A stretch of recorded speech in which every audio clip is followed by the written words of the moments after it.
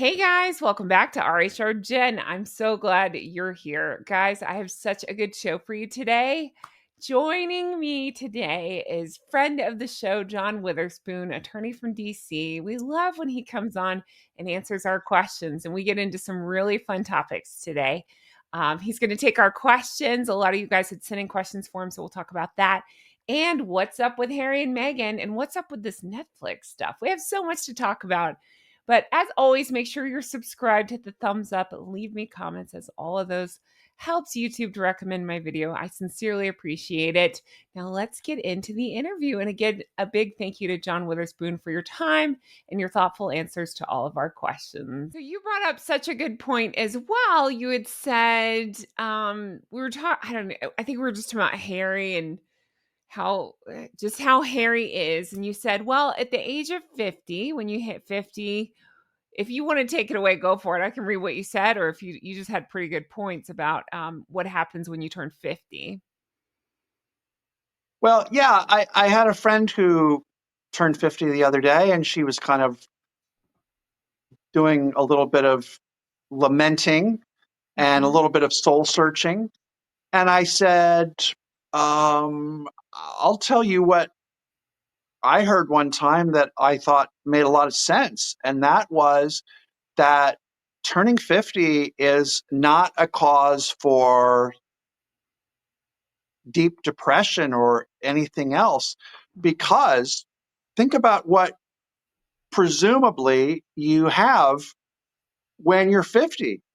You have, again, presumably your health, your mental faculties, you have decades of experience in dealing with the world, you have presumably accumulated some wealth that you can use to have a more enjoyable life or to put toward your retirement or whatever it is. And it's kind of like, you've got the best of everything in a lot of ways.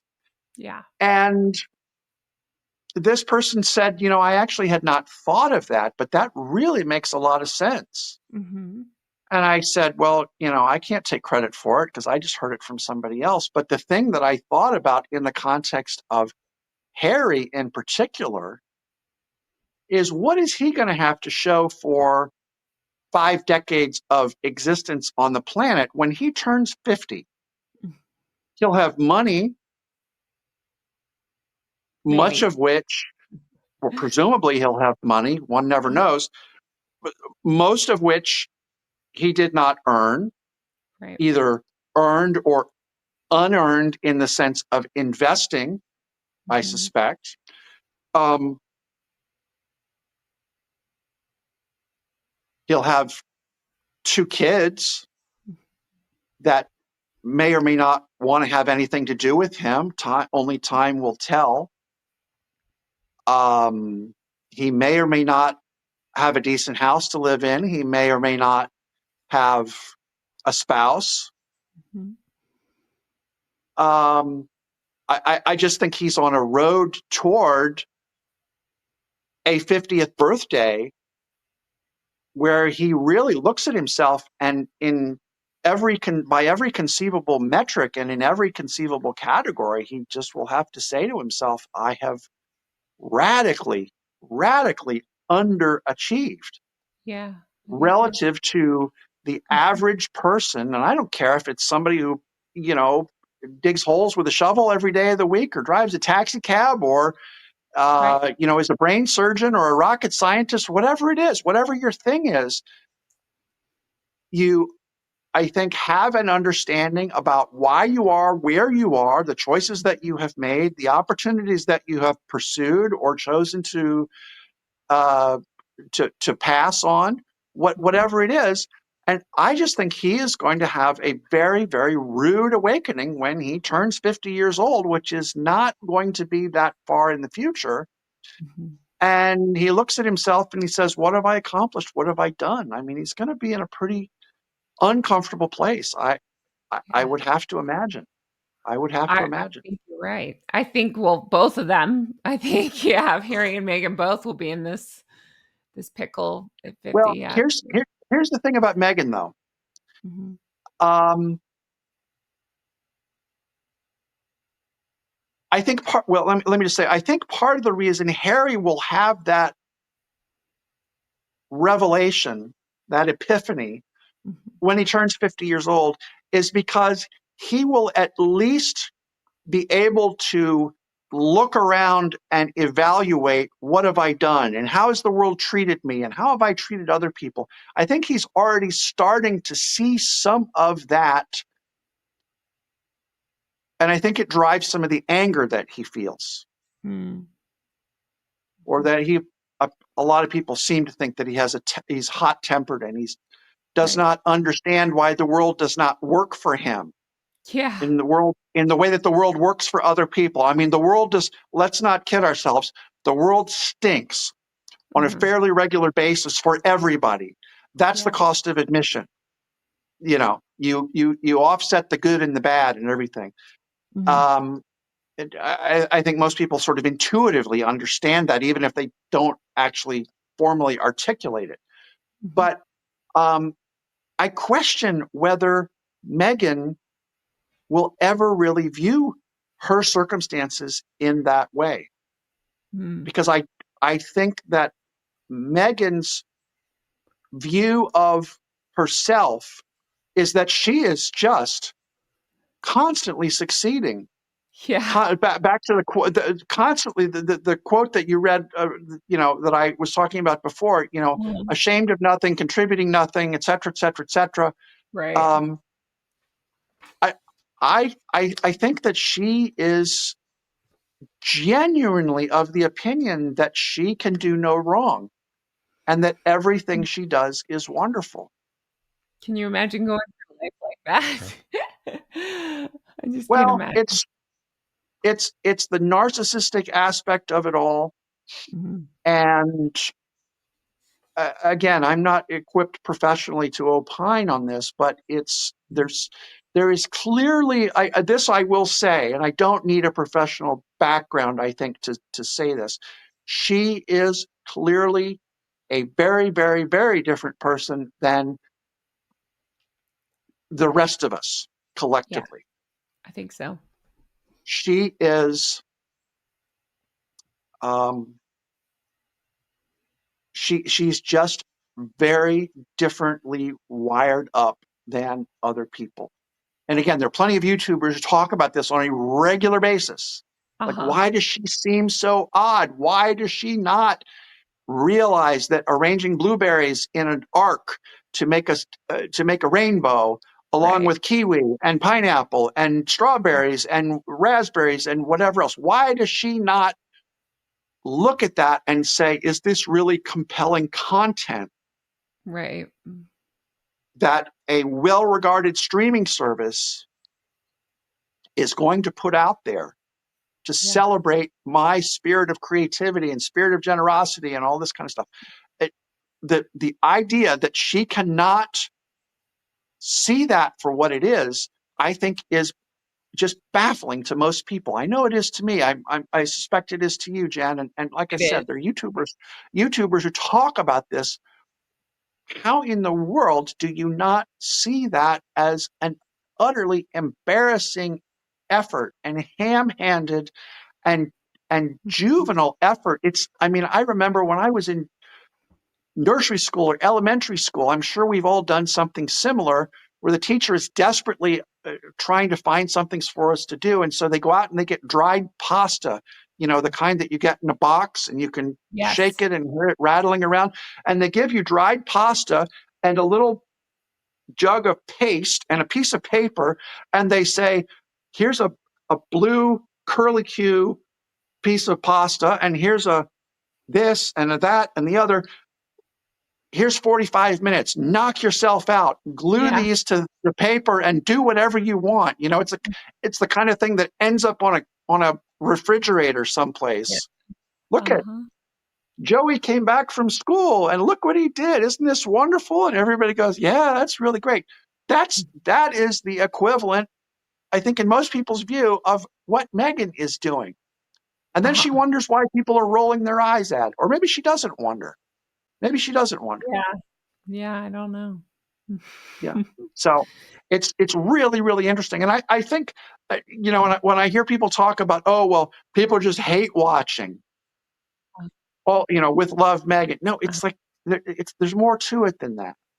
It's Yeah, people are, it's people are fascinated by this it's a in the same psychological way that, study, yeah.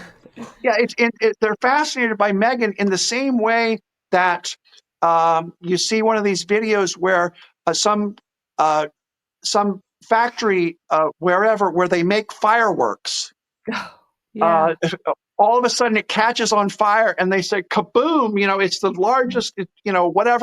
Whatever on the Richter scale. We thought it was an earthquake. The United States military. Everybody said, "What was that?" You know Uh-huh. that that's the kind of thing that causes people to get interested in Meghan and Harry. It's like, it's two things. When will they figure this out? And when is the train gonna roll over off the track the next time? Yeah, yeah. And Well, I I think say that oh, intentionally. By the way, people say, "Oh, a train wreck, train." No, it's not. A train wreck does not. When two trains hit each other head on, they do not put themselves back on the track and hit themselves head on again. Harry and Meghan, the train does something, and then the train gets back on the track, and it uh-huh, continues for however long, right. and then it runs into the next, and then oops, guess what? Train's in the ditch again. Well, put the train back over Well, and over. this show's about to drop again, so I think we're about to see a big derailment soon, so It'll be very interesting, won't it? that's right. Oh, yeah, I'm here for it. I think it'll be hilarious. Yeah. Something I brought up with you before is her squad. I personally just really can't stand that. I really cannot stand them. What if the squad turns on Megan? Do you feel like that would lead to part of her downfall? I wonder, what if hypothetically she's paying them? This is just a maybe. What if she was? And what if that came out? Things like that, and there was like a paper trail connecting some of the horrible activities with them. I wonder how that would play out. What are your Well, it'd be thoughts? pretty interesting, wouldn't it? And Mhm. it's not unheard of Mhm. for groups of people to turn pretty quickly Mhm. and all of a sudden go, um, in a different direction, Mhm. and to decide that for whatever reason, the person that they used to worship is not so worthy of worship Mhm.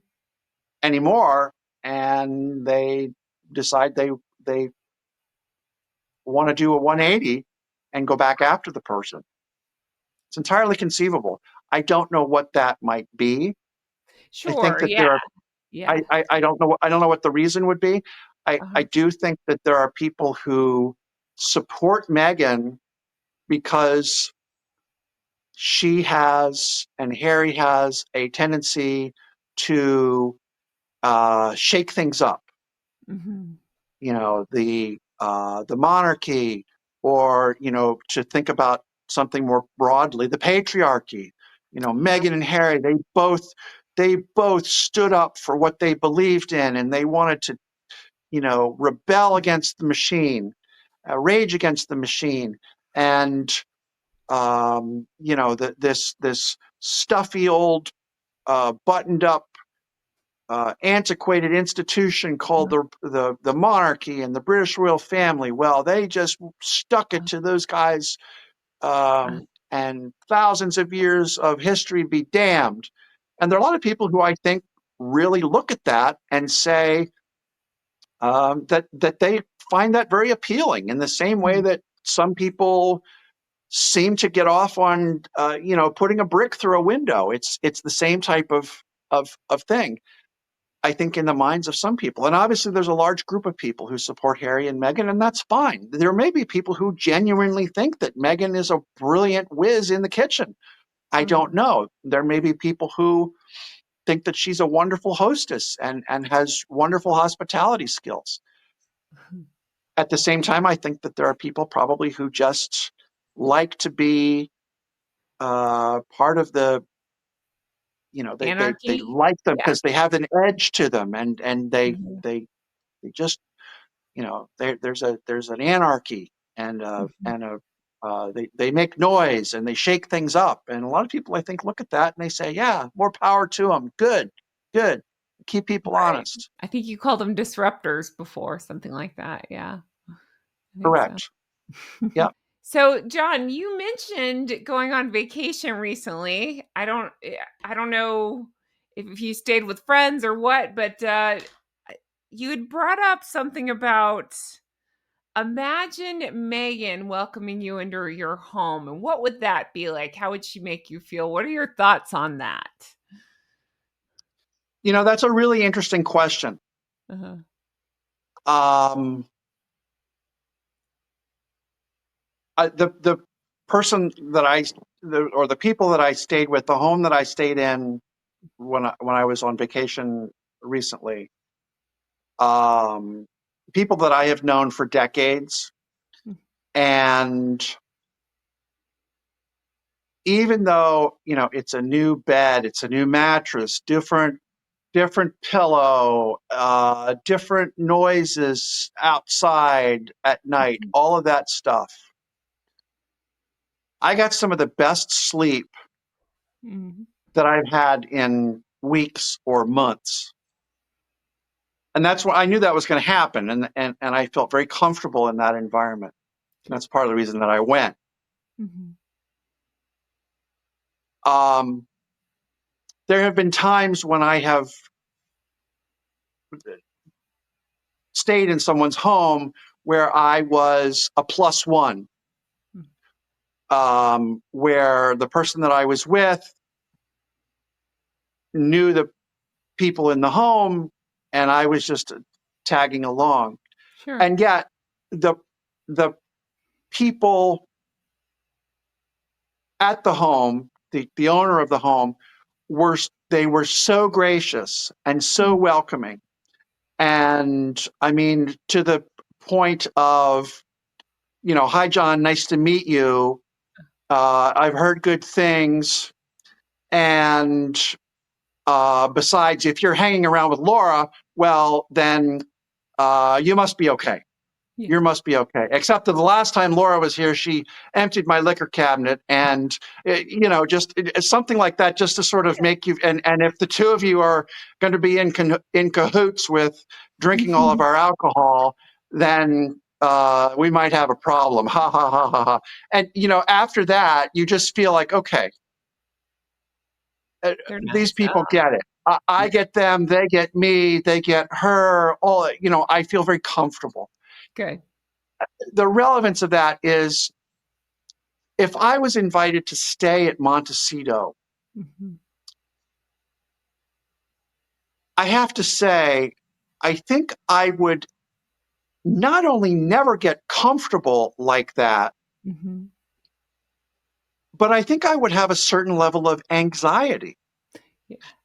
I think that that's the vibe that Megan tends to give off, Mhm. is not a vibe of, in spite of what I'm going to decant some peanuts into a bag and, put these these peanut filled pretzels out there from Trader Joe's, which I will say again, credit where it's Mhm. due.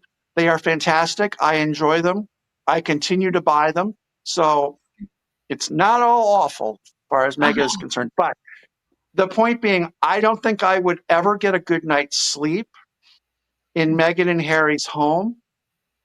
And in fact, I think I would constantly feel like that my sixth sense would just not allow me to relax, because I do not feel like I would be doing myself a service to completely relax, to let my guard down, etc., etc. Uh-huh. And the juxtaposition with that uneasiness that I think I would feel in Meghan's home, contrasted with the way that she thinks everybody ought to feel in her home with the peanuts and the baths, the peanut filled pretzels and the bath salts and the this and the that. I think you don't have to be trained specifically to identify those types of things, but I think you just have a sixth sense that makes you say, I'm nervous. I Yeah. can't truly relax. I can't calm myself down. Right. I think that's part of, I think that's an important ingredient and a part of what makes Meghan dislikable Hmm. is that people look at her and they say she's just trying too hard, especially when there's another part of my brain that's telling me you can't fully relax. Right. I think you're right. Now, something that came out recently that I found so interesting that kind of ties back in is do you remember that makeup artist, Uncle Daniel, she called him because she doesn't have family, so she has her friends as family. He's her makeup artist. That's a Mhm. whole other thing. I just think like I don't believe that she has true friends. I think it's just the people that she employs. But anyway, she just found out. I just found out that she just found out and made like some announcement. Oh, you're left-handed. I'm just saying, like that shows you how little concern she has for people that are regularly in her life. It sounds like. Can you imagine just being a guest in her home? She just has zero. She would know. Oh, John, you prefer to drink 7 Up. Let me make sure we have that for you. Whatever it is, just she would not, your comfort would not be on her mind. So I don't think that that would be a great experience. Right, right.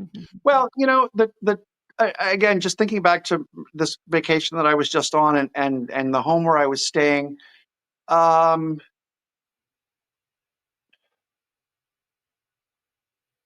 this person happened to remember that I, the last time that I was at her home, um, I mean, I'm not a big drinker, but Mhm. she remembered that the last time I was at her home, the drink that I had asked for was a gin and tonic. Ah, Hey, welcome. What do you want to drink? We're all going to have, who wants a drink? You want a drink? I want a drink. Let's all have a drink. What do you want, John? I'll have a gin and tonic. that's Well, nice. she happened to have, um, I'm severely jealous of people in the UK. There is, Me too. there is, there is a Tanqueray gin that Oh, has black currant in it. ooh.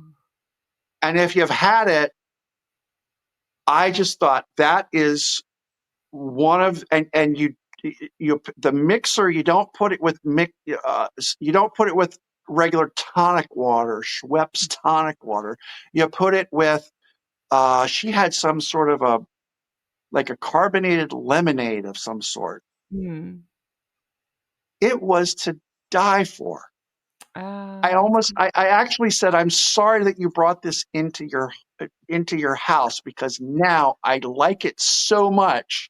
It's so just the taste of it was so good. Uh-huh. I said, I'm glad and I said, where did you get this? Well, she had hauled it back on the plane from Europe. She bought it at duty free at Heathrow or so. She'd been hiking in Scotland and she bought a whole bunch of stuff back because she just, it's just the type of person that she is. Oh, this we can't get at home and that we can't get at home. All right, I'll take a bottle of that and a bottle of that and Hmm. pray that I, don't break any glass on the way Yeah. home, as you do, as we all do. But Uh, anyway, it just the level of hospitality and the level of familiarity was Yeah. just, I remembered what you like to drink. Hey, I've got a cool I know who you are. I remembered what you had last time. I've got something I think you'll really like. And sure enough, she was right. She was right. Yeah. So again, that is such a world away from what I think I would feel like if I was at Montecito in Montecito at Harry and Meghan's home, and especially if it was Meghan who was the host, who Yeah. was going through all these machinations to try and make me feel like I was super comfortable. I would be like, none of this is working.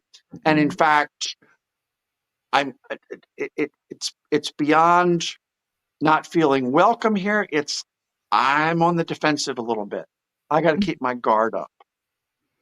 Yeah. And again, not something that you need formal training to understand. It's just Right. an intuitive feeling that you get Mhm.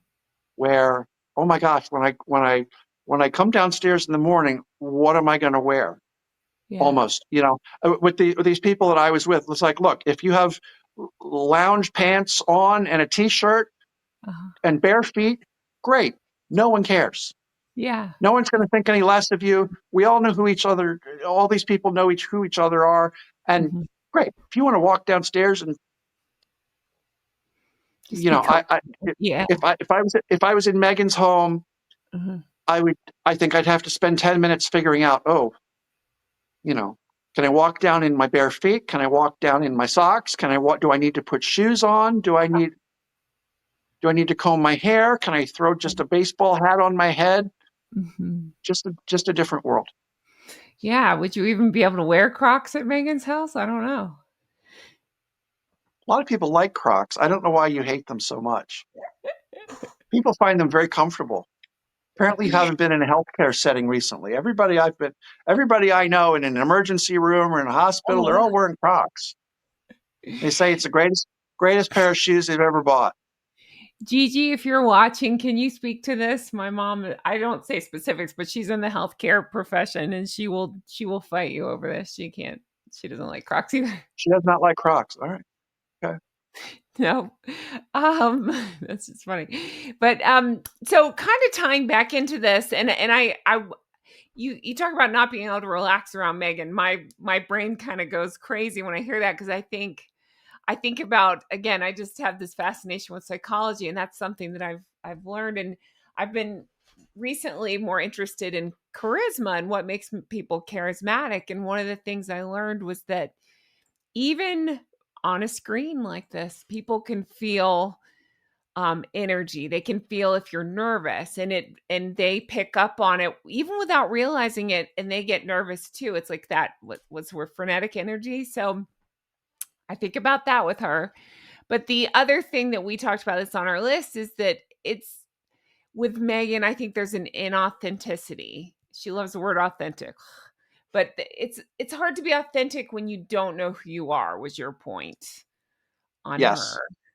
And then And the and oh, when you spend so much time trying to curate, there's yeah. another word, curate, which that's on my list of words that I'm beginning to dislike a lot. Uh-huh. When you try to curate a collection of loose fruit spread, again, as Kinsey likes to say. Yeah. But when you curate your personality instead of having an organic personality, which is, again, why people Another word. want to Yeah. scream when she talks about her authenticity. It's like, of all people, talk Exactly. about your authenticity. She has a curated personality. Right. Absolutely. No, I agree completely. And with that, that's why we don't get an authentic because we don't know who I don't think she knows who she is, truthfully. I really don't. I don't. She really, I don't, Um, I don't think she does either. And mhm, I'll just tell you a funny, quick story. When I was on the plane coming back to Washington from my vacation, there mhm, was a flight attendant, a young woman on the plane, mhm. uh, who, as we've all probably seen if you've been on an airplane in the last couple of years, the overhead bin uh, battle Oh, is complicated from a physical standpoint. It's complicated from a sociological standpoint, and it can turn ugly really quickly. Anyway, this flight attendant did what I thought was a masterful job convincing certain people to take their stuff out of the overhead bin and put it under the seat in front of them and all that kind of stuff.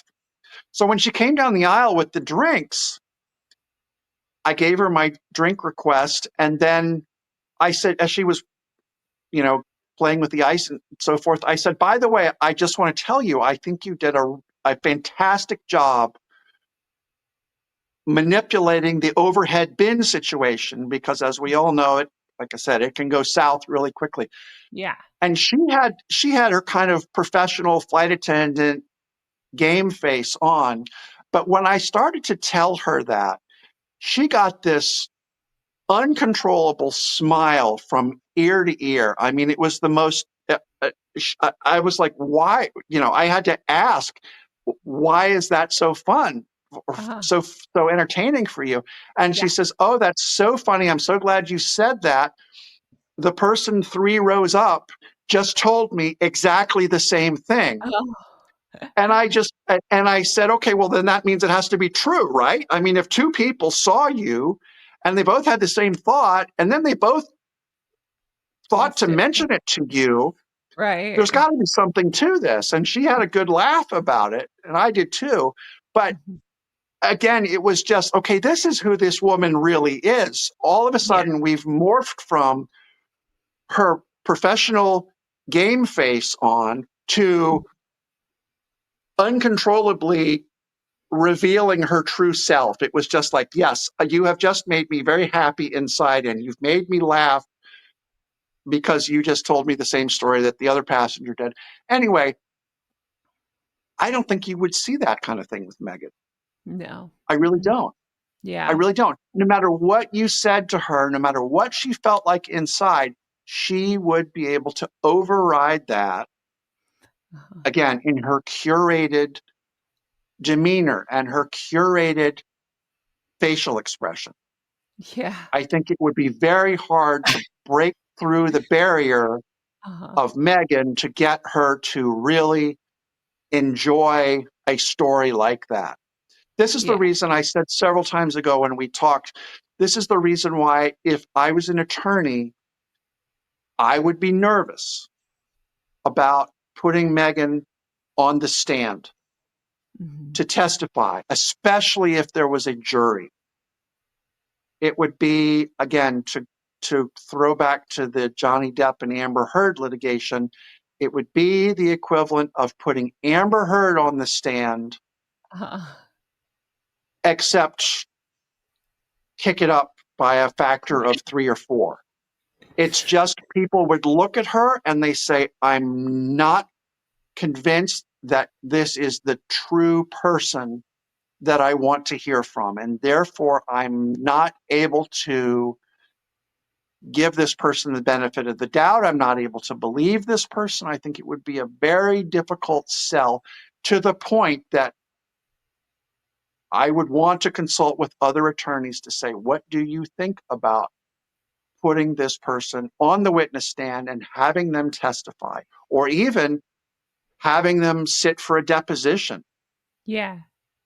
Because I think people would look and they would say, something here isn't right.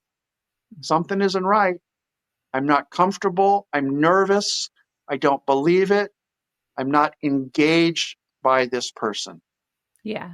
in That's the true. way that, for instance, I mean, again, if you think about, I know a lot of people have watched the Johnny Depp trial. This is why I refer to it. But Dr. Shannon Curry, who Oh, was she's the, fantastic. she was fantastic. She's a beautiful woman. She's bright. She's Mhm. intelligent, and she seems so genuine. And Yeah. Charming. lawyers always get nervous. It was just very, very charming in Mhm. every conceivable way. There's somebody with And charisma. Yeah. Yeah. absolutely, Yeah. absolutely. And for her, I mean, and I'm sure there were some of the lawyers who kind of, thought, uh oh, watch out, this could go south. But remember when she complained about, can we stop talking about muffins? I didn't Yes. fly here from I didn't fly the width of the United, didn't fly from California to Washington, D.C., talk about muffins. Uh-huh. And it's like, or who paid for dinner or whatever the issue was at Right. Johnny Depp's house. Right. Like I'm here as a professional, Exactly. and that, again, that's the kind of spontaneous utterances that sometimes make people, lawyers, very nervous. In her case, though, it was very endearing, It because I'm was. sure half the jury was thinking the same thing that she blurted out. And Uh-huh. also, it was like, okay, this is a woman who is feeling frustrated. I get it. She gets it. She's very genuine. She's very approachable and very, uh, it's like, okay, this is a person whose real self is shining through in this particular moment. So now I Yeah. feel I have a relationship with her. That relationship would be very, very difficult with Meghan, Yeah, I think. absolutely. I think you're right. Now you did leave out part of the airplane story where the the attendant would she dropped down, right, and thanked you for your service. Is that correct? Like Megan, remember? Oh yeah, right, Yeah. right. Yeah, and I didn't get a note on a napkin. Yeah, what a Yeah. what a disappointment that was. Like where American Airlines too, yeah, and like that's right. I mean, I think Megan was sitting in first class. I was back where I prefer to sit Uh-huh. with with The the with the unwashed uh-huh. masses. People were pretty washed, I have to say. Very nice group of people, but uh, I always enjoy sitting in the back because I find that the people are so much more interesting. Yeah. I So think so anyway, too. but Megan, so that's probably why I did not get a note from the flight attendant, was because on a That's napkin, right. because I was sitting in the back. And of That's course, when she got her note, I think she was up in first class. Make sure you follow John Witherspoon. He's Witherspoon DC on Instagram. Thank you, John, for your time and your thoughtful answers. Thank you all for your lovely comments. So many of you have said you love when I have John on. Me too. He's so much fun. And I can't wait to bring you more stuff like this. There's still a little bit more of this conversation to go. So I'm just not sure. I'll just see what I'm up for.